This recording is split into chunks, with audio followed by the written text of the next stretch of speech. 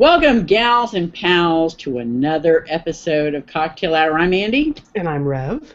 and with us is what? With us is our lovely friend, talented author, Bev Prescott. Now you can say hi, Bev. Dork. We're all excited. She's extra excited. I love this. This is thank you. And this is nervous. Oh, don't be nervous. It's just us. And I think this is episode 94, right? That is correct. It is episode 94. There's nothing to be nervous about, Bev. You've talked to us a million times. I know. That's why it's so weird. Because we're getting video and audio. All right. Well, Andy, talk. Do your... Oh, yeah, okay. Thing. I'm so busy looking at y'all going, okay. So, oh, yeah. See, check it out. I got one, too. Oh, mine's on the Kindle. Anyway, so we invited Bev on because we wanted to talk about her new book, Blowback. I mean, it's hot off the presses. How long has it been out, Bev? Since the beginning of September 5th. Hot off the presses. So, I don't know. I think we have some announcements before we get into the meat and potatoes of the review. Yes? We do.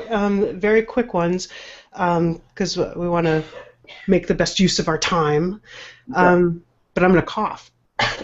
Excuse me, I'm still getting over being sick. Okay, so our last episode featured Blythe Rippin. We were talking about Barring Complications, which is a really good book, and if you haven't read it, you should. Yep. And Ilva was giving away a T-shirt with the cover on it, cover design on it, a hat, which I think is an Ilva hat, which I still don't have, and I would like to have one, please, thank you. And three copies of the book, either a signed paperback or an ebook, the winner's choice. So the T-shirt goes to Amy Barr. Thank you very much. Pat Bain gets the hat, and Cindy G, Lisa T, and Marie Foose get copies of the book. So congratulations. Yeah, congrats, everybody. And either Astrid or Blythe will be in touch to make arrangements once I send them your email addresses. If you don't hear from them in a week or two, contact me because I probably forgot. Okay, there we go. You say that every time. It's like your shtick now. Well, I know, but I still regularly forget. Like, Kara, I'm going to be sending your buttons and magnets, and also A. Stevens, I haven't forgot about you either, and I still have gifts for Astrid from when we went to DC, and a barbecuing book for Elena that I was supposed to send her over the summer. So, dude, that was in July. We were in DC. That's what I know. I'm terrible at mailing things. Oh, excuse me, my phone's ringing. The bad phone. Oh, I better turn mine off too. Oops. So, okay, cool. That's it for the announcements? Yes? Okay. So, Bev, Blowback. I got to read it. Sherry got to read it. We're going to presume that our audience, 50-50, some have read it, some haven't.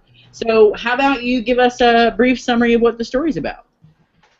So, the story is about a blue-collar family from Maine, and the typical Mainers, doing their best to get by in the world. Megan, the protagonist, is she's finding herself having to put a lot of what she wanted to do or wanted to have in life aside so that she could take care of her father. Her brother has recently come home from prison, and now he is staying with them, so things are a lot crowded. And it's a hard book to talk about without giving away spoilers, but another main character in the book is a gun with the initials WM.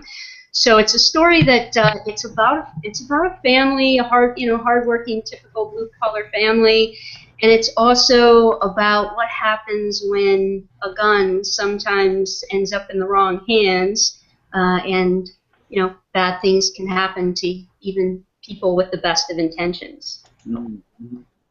Yep. That was a very good summary. And it was.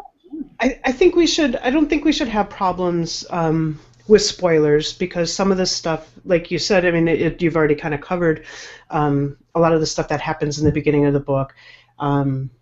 I think we can have a pretty good discussion without broaching on spoilers. So if you haven't read the book yet, we'll try really hard not to ruin it for you. Yeah, that's always nice. Yeah, we'll do our best. Yeah. Andy, do you want to start out, or do you want me to start? I can.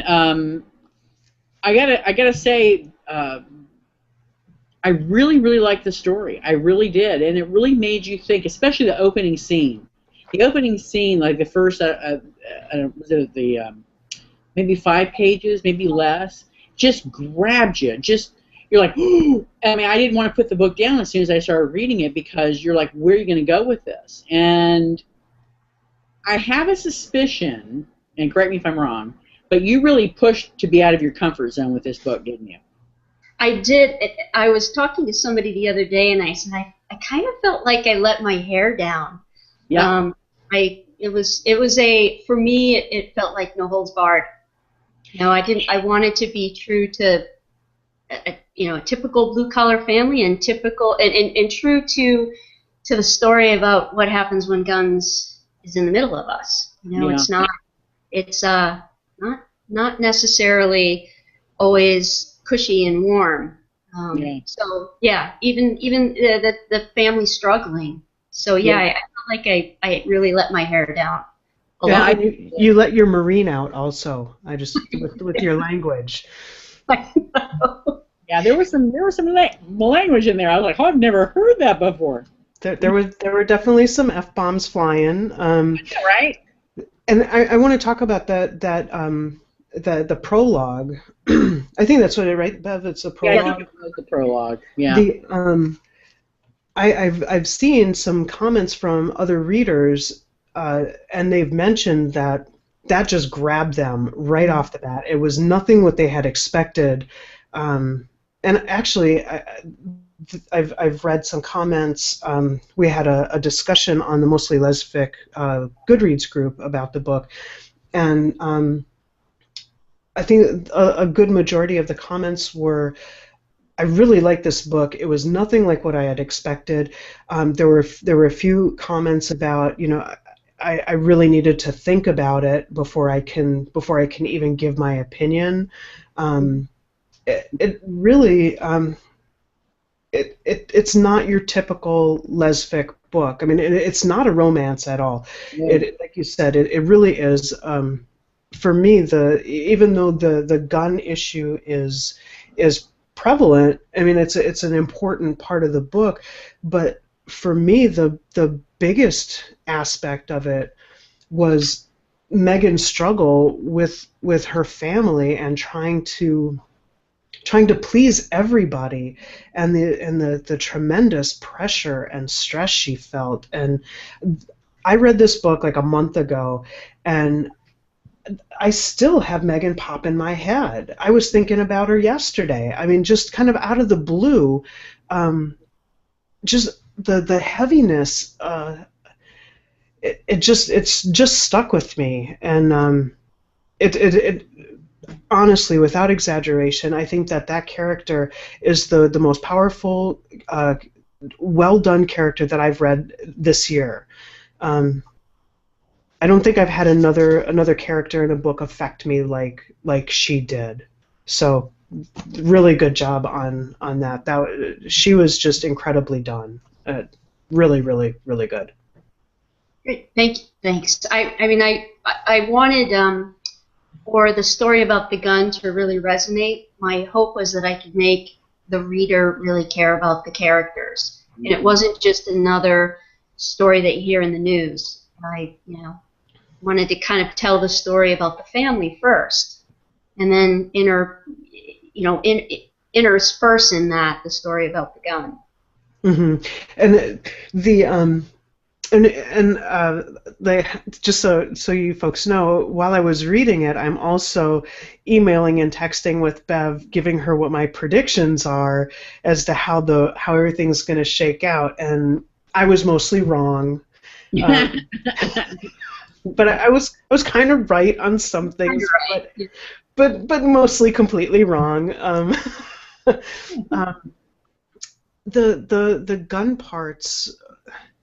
That's what I wanted to say is I was having a conversation with somebody else about the book, and they were concerned that that the book would really espouse, pro-gun. You'll pry my gun out of my cold dead hand type of mentality, and what my response was is that you really don't take a side necessarily on whether, on gun control itself. What I got out of it, what? No, I was saying I think you presented both sides actually fairly well, but you did it wrapped up in the story. So instead of giving a lecture, you showed how the family was affected both positively and negatively about guns especially, but also in interpersonal relationships, and how one or two bad choices can really affect a lot of people around you. So really, the story, yes, it has a lot to do with guns, but it opens up dialogue to people to talk about, about what's going on. You know what I mean? Like with gun violence in especially in America, because that's where we are, and gun safety and gun regulations, and are you really helping your family if you have them, because a lot of times they get used against you. I mean, all these things come up, but it's come up fairly, and it's come up within the characters in the story, not just some kind of a political statement. And I really appreciated that about this novel. And I made a deliberate effort to not make it a political book. And the reason why is, the reason why I wrote the book was, the Sandy Hook I couldn't get it out of my mind. And so I had read this, it was a compilation of research articles by Johns Hopkins University, the Center for the Study of Gun Violence. And so the problem, I think, with the subject of guns in the U.S. is that we get the 10-second sound bites from either side, and we never really get an opportunity to really learn what the facts and the statistics are. So when I read that Johns Hopkins book, this compilation of studies, there were a lot of things that really surprised me that I didn't know about the statistics. And for example, one thing that really stood out for me was I had always thought that in the U.S. we're just more violent than other similarly situated countries. But the statistics show that in the U.S. we're not any more violent than other countries. It's just that we have access to weapons that make us exceptionally violent when we are violent. And so I wanted to write a story that was about the statistics and about a real family in real life, not the 10-second soundbite, and not even because it is fairly rare, thank God, that somebody takes an assault weapon and murders a bunch of people in 30 seconds. I mean, thank goodness that's fairly rare. Gun violence happens every day, though, in different contexts, and that is what I wanted to explore with the story. I just want to throw this out because it just happened day before yesterday, I believe it was, here, just a few blocks from where I live, literally, like maybe 20 blocks away, right down the street, literally right down the street. A little girl was sitting on her grandfather's lap reading, and she was shot in the head through the wall and killed instantly. They're having a vigil here tomorrow, but that little girl didn't have anything to do with anything, and neither did her grandparents. So the city that I live in, we have a lot of gun violence. Just one block over, we have drug dealers and things like that, and it is scary. We have people shot through houses fairly regularly just from stray bullets. So it is a real issue here, and there are innocent people being killed. Just today, another one of the students who was shot in the school shooting passed away. That's 4 people, because a kid was upset that with his girlfriend. Right. And it's like you said, it's not necessarily that we're a more violent society, but we have easy access to weapons that can create. I mean, if you didn't have that, well, then maybe you'd go in and stab somebody or beat them with a baseball bat. Equally bad. I mean, that's horrible, but you're much less likely to die before somebody can stop you. Right. Right. Sandra Moran just said, "What a great show! I would love to know what compelled Bev to write this novel." And I think you pretty much just just did that. Maybe I can throw out a different question though, and I already know the answer, but I think it would be good for folks to know. How difficult was it for you to be in this space and write this story? It was very hard because it's like you, and I think even for an author, so authors get attached to their characters just like hopefully readers get attached. And so there were days I was just in a really funky, cranky mood, and my spouse would come home and she was like, "You've been writing again, haven't you?" Because I felt sad, and I felt bad for what the characters were going through, but I didn't. I wanted to write a story that was about the truth, and the truth is sometimes we struggle, sometimes we make bad choices, and sometimes bad things happen. But I also wanted to show how much that these family members really loved each other and struggled with, making decisions about how to take care of each other and, hold all the pieces together. So it is also very much about the family and how and the dynamics between the brother and Megan and her brother and her father and her partner Lauren. So. I like the way that you every family really does have different dynamics between the different members, and I think that you did a really good job of showing that. Megan has a good relationship with her brother, to the point where some believe that she's naive in her constant loyalty and support of him. But I think I'm probably like that with my brother too. And Andy, you've got a couple of brothers. Absolutely. Bev, your brother, I'll be the first to admit I hope my brother never hears this, but he can sometimes make some choices where I just am like, what were you thinking? But he's my brother, and I believe in him, and I don't want anything bad to happen to him. So, I think it's easy if you're kind of on the outside looking in to say, why are you making those naive choices, or what's the matter with you? But the reality is when you're in it and you're close to it and it's happening to people that you love, it's not so easy to be logical when it comes to people that you love.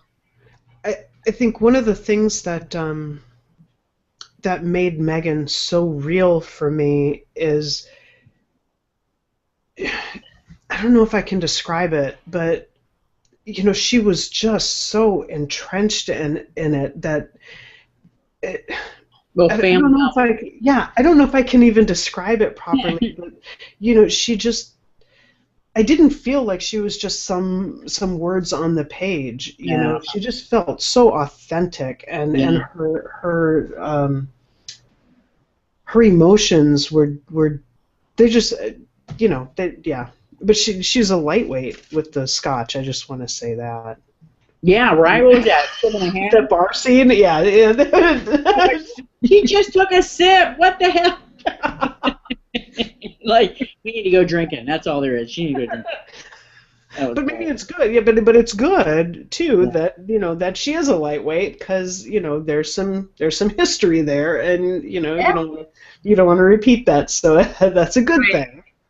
Right.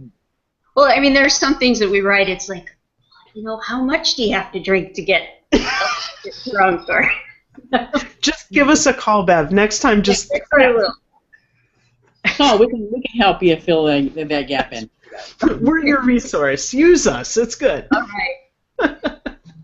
So one thing that I wanted to mention is the stuff about the Elvers. Mm-hmm. All true. Oh, yeah. All true. Yeah. So I wanted to kind of sprinkle in a little bit of fishing industry, sort of. I think it's interesting. So I don't know if other people did, but it was fun to write about that stuff. I thought it was interesting because I had never heard of that before, and the way you put the, why they're in demand and all of that. It was a very well researched book, but you're kind of an intellectual, brainy person, so I don't expect anything less, really, except for the boozy thing, And I have to say, every time Megan was cooking, you would talk about the ingredients and what she was doing, and I swear I was wiping drool off the corner of my mouth every time she started cooking. And I even texted you once. I'm like, damn, I'm hungry. Megan's cooking. Damn. I wish I lived up there just to have some of that food. Seriously, lobster quiche. Was it lobster quiche? Lobster quiche. Yeah. It sounds so yummy. It is yummy. Did you make those things in order to make sure that you had the ingredients and the movements down for research purposes, of course? The buckwheat noodles I make all the time with the peanut sauce. The one she was making for Lauren. I haven't ever made a lobster quiche, but there are. This is Maine. You can go to any diner and get a lobster quiche or a lobster something. So yeah, I was kind of drawing on. What you would typically be able to order in a Maine diner. I need to get to Maine. I know. I'm going next year. Yes, and lobster quiche will be on the menu. Yay! I'm excited. You bastards. All right, we have a question. It's from Nikki, and I know that she's knitting and drinking, so let's see what she's got. That's All not right. a good combination, Nikki. Put the knitting needles down. As long as you're not in the same room or pissing her off, you're okay. I mean, for her own safety, she's drinking and knitting. Oh, she's pretty safe. She's okay. Yeah. She says, what? What did she say? All right. She says, I love that you're looking at these more important issues in your writing. Are you going to continue doing more non-traditional lesfic? Because I really like it. Nice.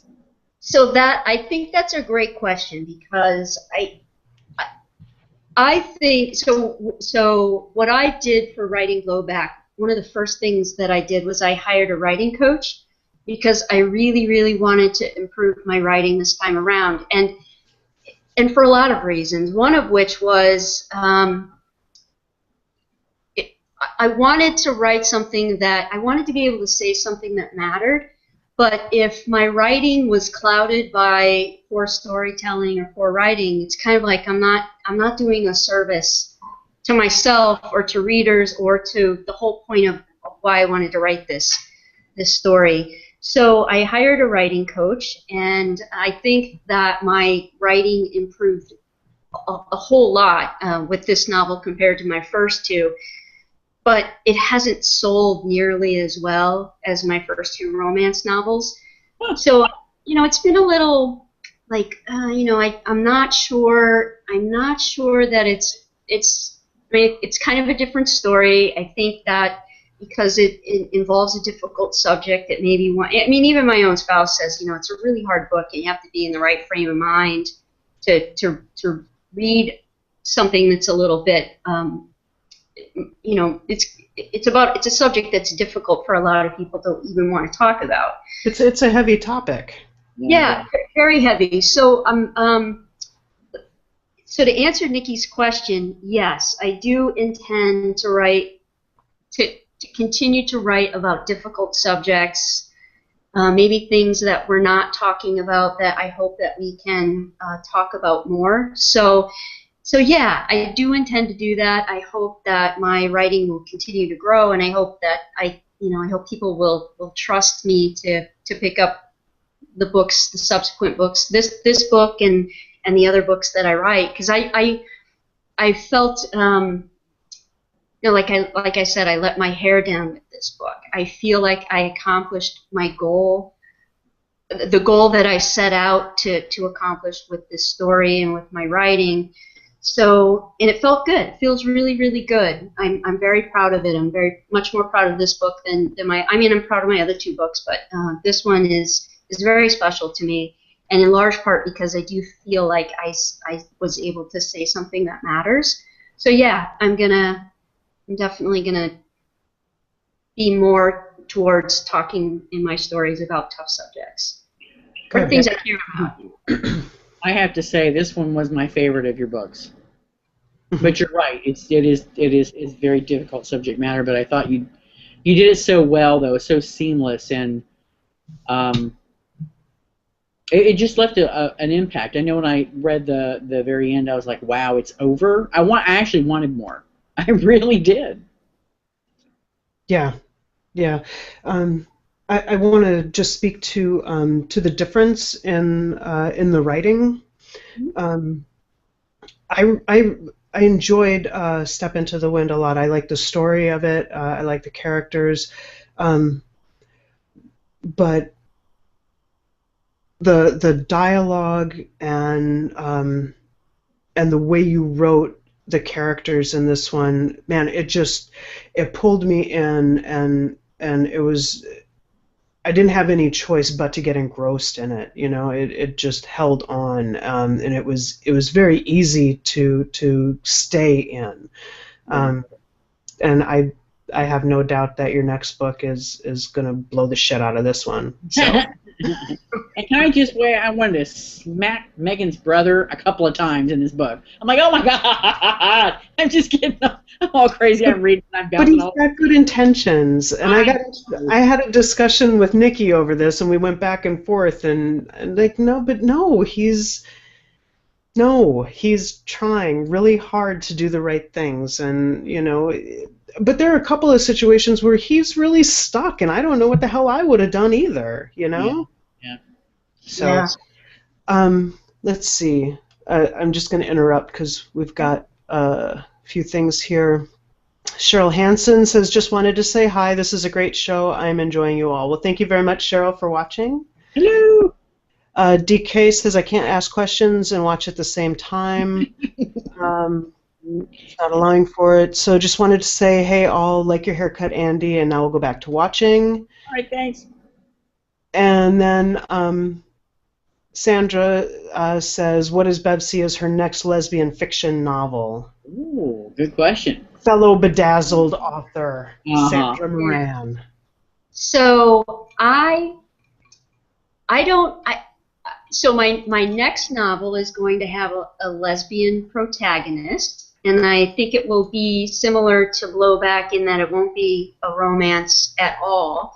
But the subject that I'm going to try to tackle is climate change. So I'm thinking of something kind of in a dystopian future based on the science about what scientists predict our world could potentially look like. So I've been spending a lot of time doing research. Yeah.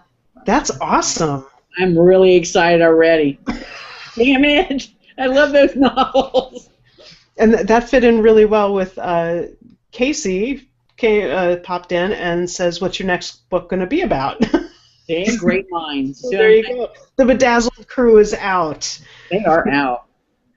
Now I had heard from a couple of other publishers over the past few years that it's really tough to sell non-romance books, that that they tend to pick really good stories that that they believe in, and know that they're not going to sell quite as well as the romance books, and they use those romance books to help keep operating while still being able to put out the non-romance books that they really believe in and want to keep doing.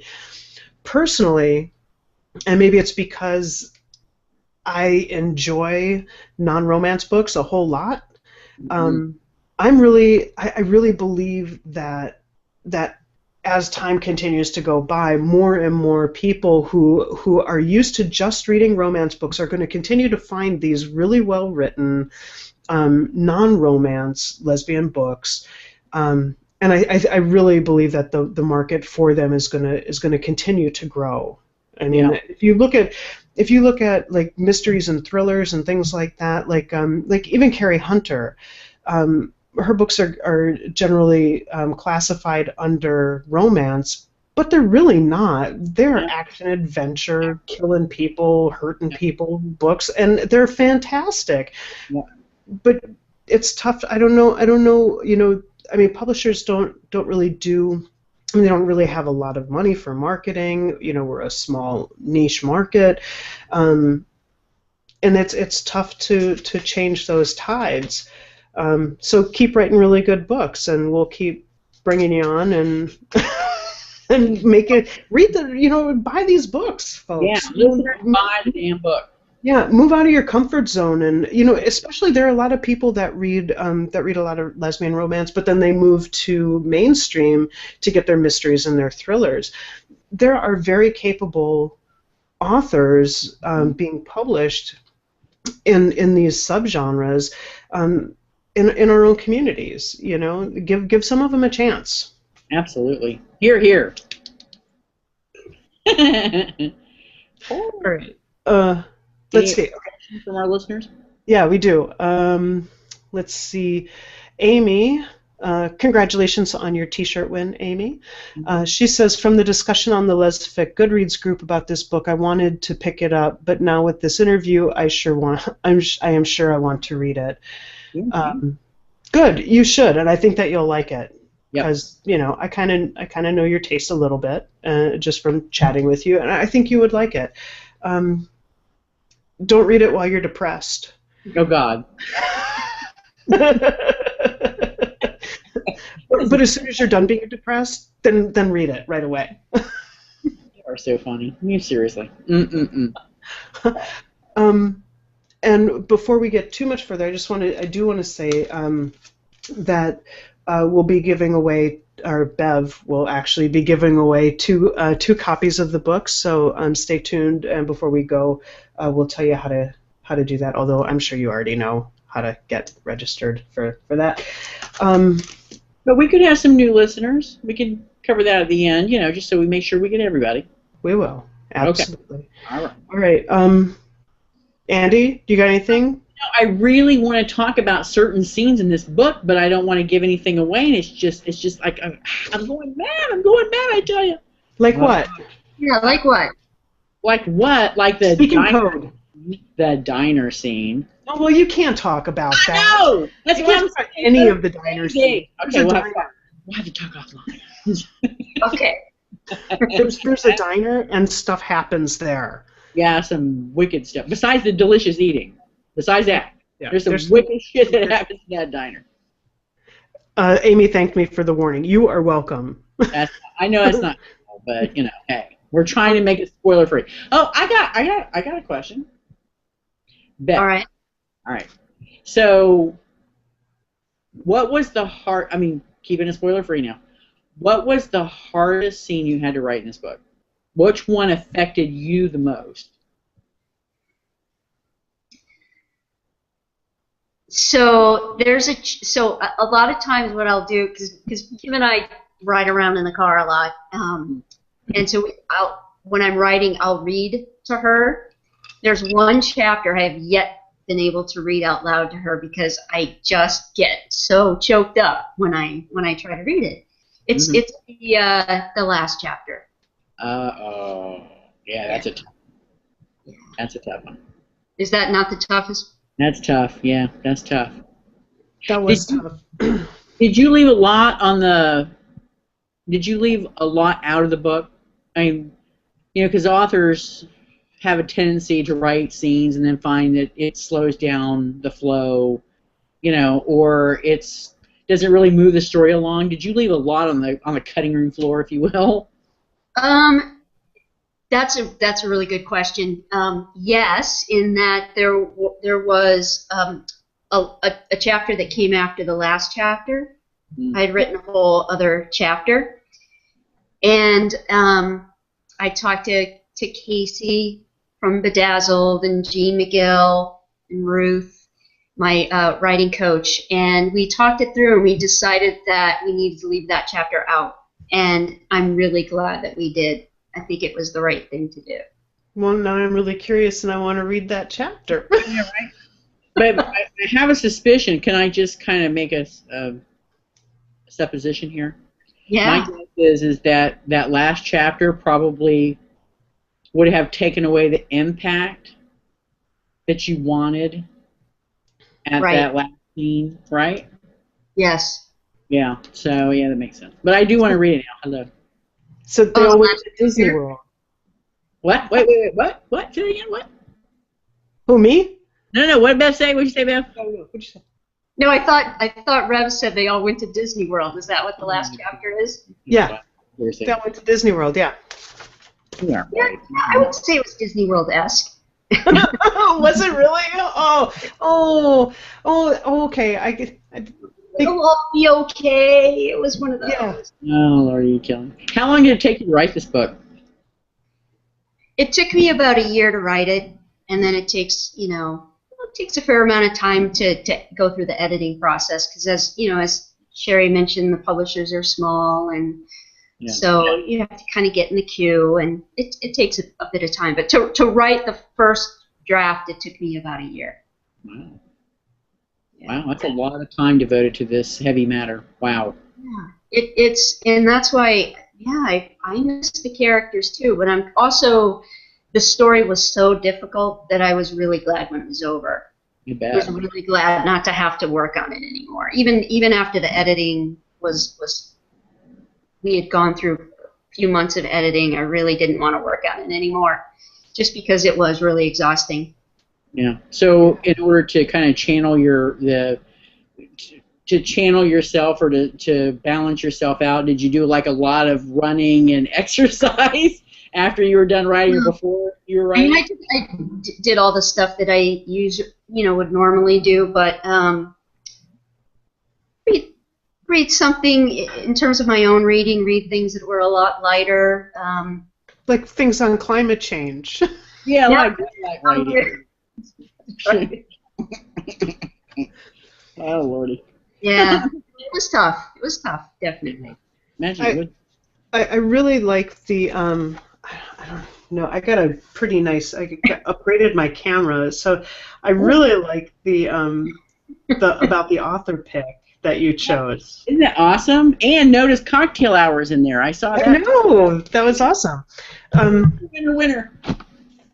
Well, I was trying to make a point with that, because the point I wanted to make is that I'm not opposed to gun ownership, and I enjoy going to the range with my neighbor.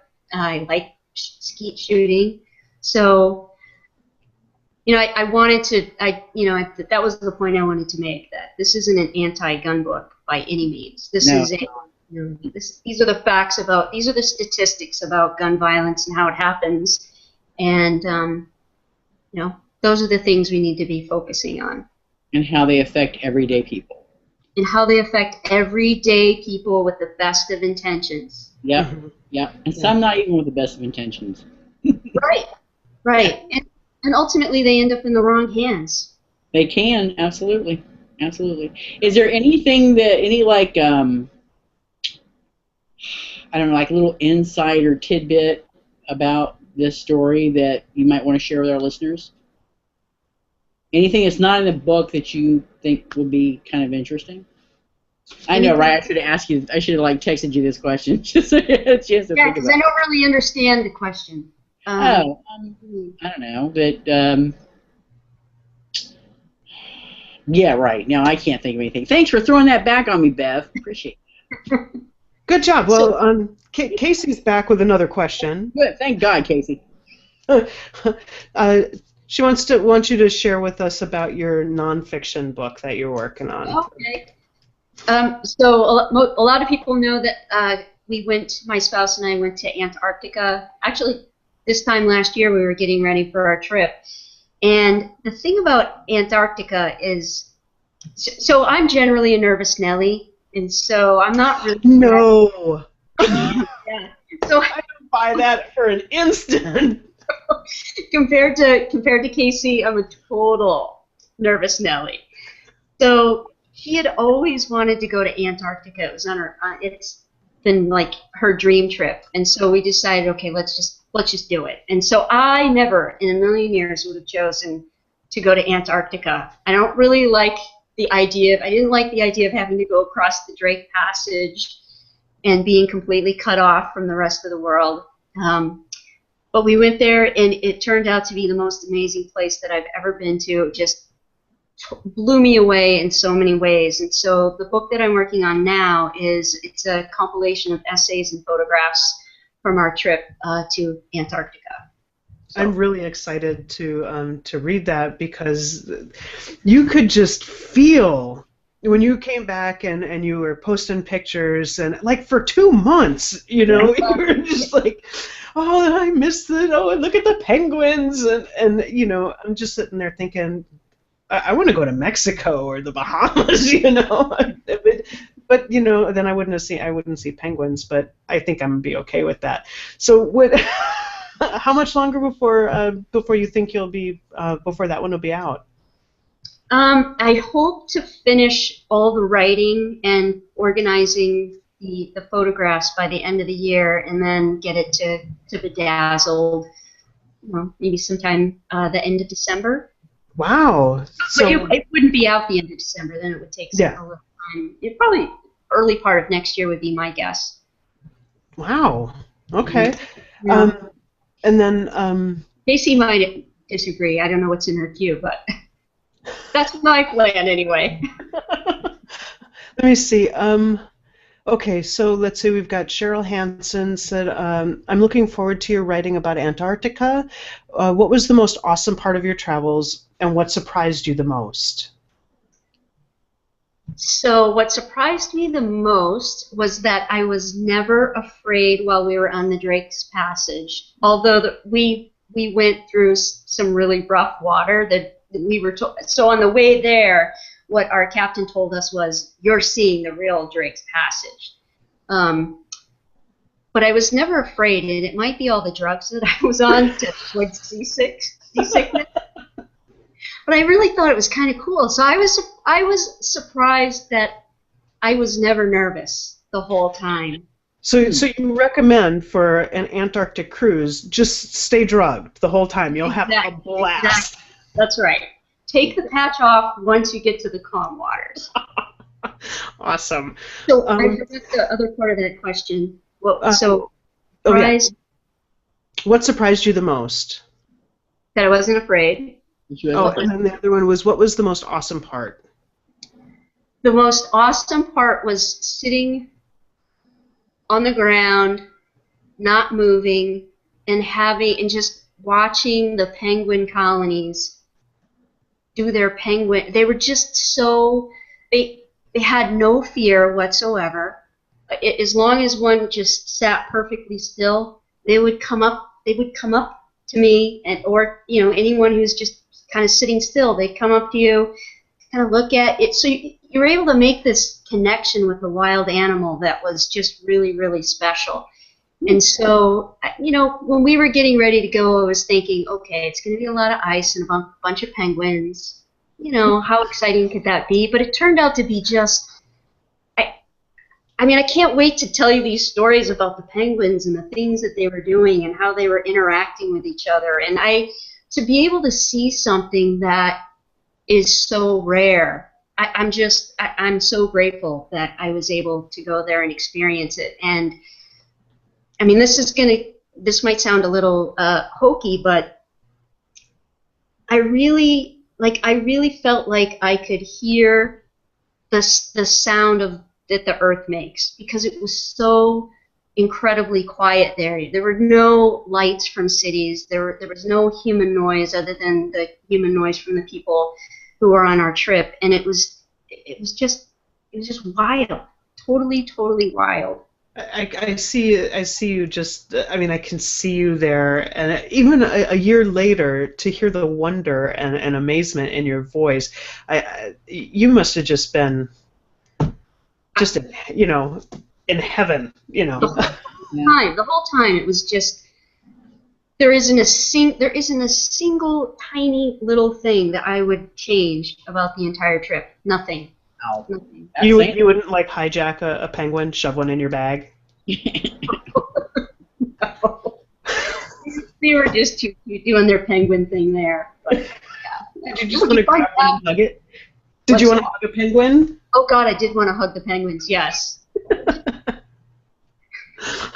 Did you find that you could see a hell of a lot more stars in the sky? No, we were there during the Antarctic summer, so it never got dark. It was just kind of like around 2 o'clock, 3 o'clock in the morning. It would maybe more like 2. It would be like dusk with a tiny little bit of orange in the sky, but it never got dark enough for stars. Okay. Let me see. Elaine says, really enjoying the show. Thank you. What is Bev working on now? And she says, I was very impressed with Blowback. Thank you. Thanks.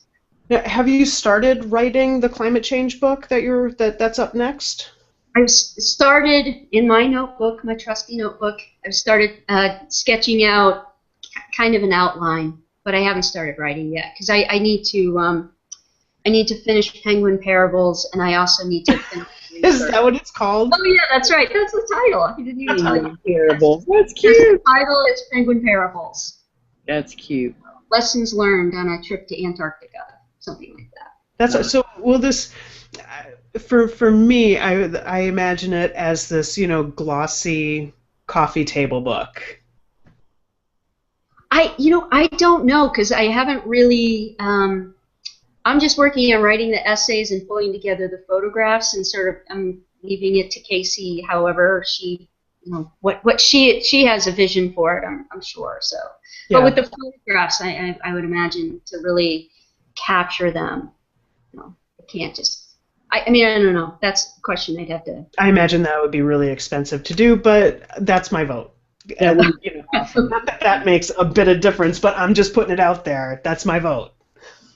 All right. Well, believe it or not, we're running out of time already. So let's go ahead and just talk real quick about the giveaway. All right. Bev, do you have a suggestion for the comment content? For what you would like folks to leave comments about? I don't. All right. Well, that's fine. I guess I should have thought about that. It's fine.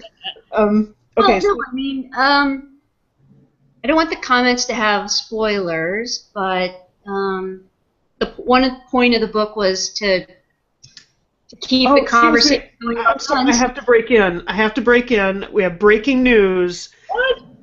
From Casey at Bedazzled. She says it will be a full color coffee table like book. Thank you very much. That's awesome. That is awesome. Awesome. And I will if pre-order is available, I want one, but I want mine signed. So okay. There you go.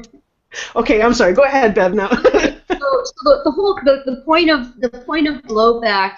The main point of Blowback was that I wanted to keep the conversation about guns going because this really awful thing happened to those little kids in Connecticut, and I think we owe it to them to keep talking about this until we find some real solutions. We're not going to solve the problem, but we really haven't done anything to even make a dent in trying to solve the problem. So how about if the comments go toward keeping that conversation going about guns and what are some people's ideas about things that we could do to make sure that guns stay out of the wrong hands. Okay. I like it. As a caveat, I would just ask that keep the conversation civil. I won't hesitate to delete comments that are abusive or unfriendly in any way. Okay. She'll pull a plug on you people. Yeah, I will. I'll yank it. I don't care. Bam, gone. Well, maybe a suggestion is, so I don't remember the exact title of the book, but it's the book was published in the January after Sandy Hook happened. John, that's right. So what I would recommend is people pick up that book, that compilation of research articles by Johns Hopkins University, because that book really, I think, is a well of information about the real statistics about what's going on with guns in our society, and they also leave a lot of suggestions for things that we could do. So maybe people could talk about some of the things that are suggested. It's like the real concrete changes that we can make to our laws versus, calling people names or saying people who have guns are bad. Freaking hippie. So, goddamn tree huggers. Okay, so leave something positive about your thoughts on gun control or problem-solving ideas, something that we can do as a community to help out. Please, again, no spoilers in the comments if you've already read the book. And maybe I'll just throw this out for folks that might be uncomfortable with that. If you just have some thoughts maybe about how you've been personally affected by gun violence, or even the incredible stresses of family life and depression and things that can help lead to gun violence. The higher the poverty rate, the higher the unemployment rate, the higher the domestic violence, the higher the gun violence. It's all interrelated. So leave a comment. We've got 2 signed copies to give away. And if this hasn't been enough, Bev, and really it hasn't been, there's no such thing. There is no such thing as too much Bev. That's or right. Even enough Bev. That's right. So you can get another dose of Bev on Wednesday, right? Right. Oh, yeah. That's right. On Wednesday, Bev will be doing a barbell episode because, in case you didn't know, Bev has her own show on Cocktail Hour Productions. Yeah. Called the Barbell, and where well, Bev, why don't you talk about what Barbell is? It's your show. Okay. So it's a show about trying to live healthy. So the show that's coming up on Wednesday, what I want to talk about are some of my healthy Thanksgiving alternatives. So I love Thanksgiving dinner. Thanksgiving is my favorite holiday, and I like the standard Thanksgiving fare. But what I've done is I've tried to modify my recipes to make them a little bit more, healthy. They're not necessarily entirely low calorie, but more on the healthy side. So we're going to also have Sean Katie on, and so we're going to talk about food and talk about some of our healthy versions of the typical Thanksgiving dishes. Yeah, and for those of you who aren't familiar with Sean, I came to find out about Sean through one of Bev's shows, and she is a freaking rock star. She is. She is one positive, motivating, incredible person who, you'll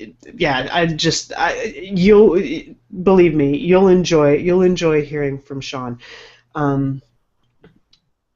So there's that.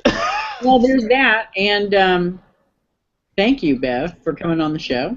And thank you guys for having me on the show. Thank you for what you do to get the word out about all the books that we read. And I'm going to say this again. Thank you guys very much for your very honest reviews. And I've said this before, and I'll say it again. Your honesty and your friendship helped make me a better writer. So thank you both very much. It makes me blush every time you say that. I know, right? Thank you, Bev. It is true. So thank you. Well, you're awesome. And so again, everybody who hasn't picked this up, and I know we say this on every show, well, almost every show. There have been a few shows where we haven't. Yeah. Yeah. Seriously, if you're looking for a good, intelligent, serious read that's really well done, you need to pick it up. Absolutely. You know, seriously, and it's a quick read. It's not super thick book. It's you can read it in a day, 2 days. It's a great weekend read. But again, don't read it if you're depressed. Yeah, right. And also, can I say too, if you like the book, tell your friends. At least tell one friend, if not more, because like we said earlier, we got to get the word out that there's great alternatives out there besides just romance. So it helps if you spread the word. So there you go. Yeah, romance novels in our community, the lesbian romance genre, the community is huge. Like on Facebook, I mean, Jesus, I can't even think of another place where there are that many women and some men all in one place talking. I mean, Jesus, I alone had over 700 friends, most of whom I had no idea who they were, but they had all friended me for one reason, because of this show and because of the review site. Yeah. I mean, so you've got this huge community, and so all those people are reading romance novels and fan fiction, and very few of them, they'll tell you in a heartbeat who to read, who not to read, or whatever, but very, very few of those people are talking about non-romance, non-erotica books. Right. And to be honest with you, those are awesome, and I just read 3 Susan Maher books last week through text-to-speech while I'm sitting at work or driving in the car. Right. I'm not going to say I don't love my romance books. They're like a warm, cuddly stuffed animal when I need to feel good about something. Or if I listen to too many, then I'm really mad at my wife because she's not romantic, and I feel like I'm missing out on something. So but you need more than that. I need more than that. I know Andy needs more than that. I don't know if a lot of you have noticed, but we've really started talking about more mainstream books. And you know what, Andy? Maybe we need to pick it up a little bit and feature more books like this. Absolutely. We did. What's that guy's name? Robert McCammon. We did J.K. Rowling, Robert Goldthwait. We've done a bunch of them with. We're doing what we call it Moody next month. Yeah. So I love it, but yeah. So I think maybe we need to put our money where our mouths are and feature more non-romance lesbian books here too. So I like that idea a lot. Well, I have good ideas. That's what I do. That's what you do. So, listeners, you have till December 5th to get your comments in. What? Yeah, December, because our next show is December 6th. It is? Yeah. That's so soon. And then remember, it was a really big book. And it's not in audio, and we're doing nano. How am I going to read this huge book? What are we going to do? Okay, so we'll work something out. But December 5th is your deadline for comments. We may have to change what we're reading, but there you go. So, hello. December 5th. Yeah. Well, I could just do what you did with Gone Girl and just say, fuck it, I don't like this book. I'm not going to read it anymore. You know what? You're killing me. We'll talk offline. So thank you all for tuning in. We appreciate you listening and spreading the love. Tell your friends. Get Blowback. You won't be sorry. I guarantee it. Oh, I'm sorry. Am I supposed to click goodbye now? Oh, Bev, say goodbye. Bye. Bye. Bye.